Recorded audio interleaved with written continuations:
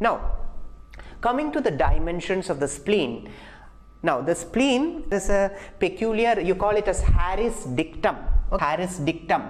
Harris, Harris dictum.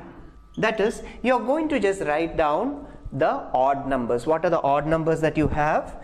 You can write there. It will be 1, 3, 5, 7, 9, 11, 13.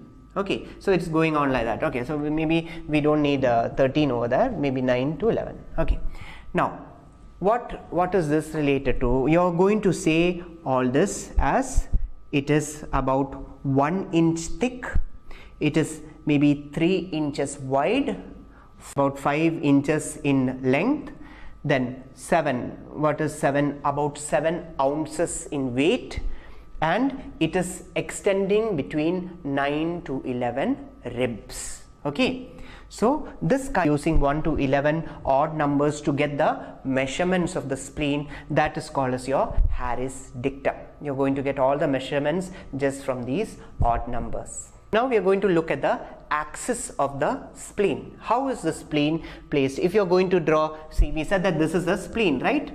So if we have a long axis of the spleen, how would it be? The axis would be going something like this. Okay, that it would be going parallel to your 10th rib. So a line drawn through the 10th rib is going to have the axis of the spleen.